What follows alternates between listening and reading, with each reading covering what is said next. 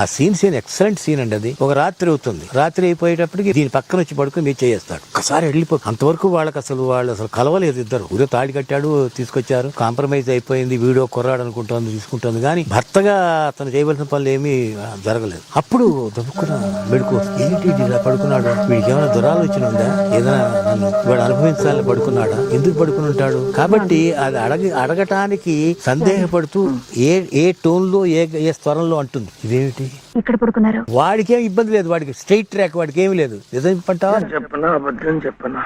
మళ్ళీ ఆలోచనలో పడింది. నిజమే చెప్పండి. నిజమే చెప్పండి అంటుంది.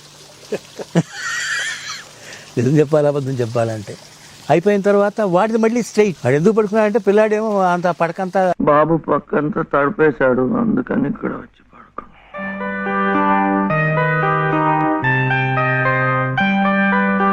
ఇక్కడ వచ్చి పడుకున్నాను అన్నాడు. అనగానే ఒక్కసారి వీడి పొజిషన్ ఆవిడ దృష్టిలో మనసులో భగవంతుడి కంటే కూడా ఎక్కువ అనిపించింది.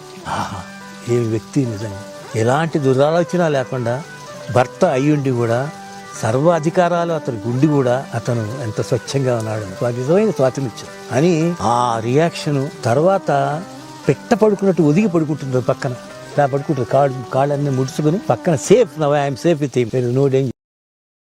Download ShareChat.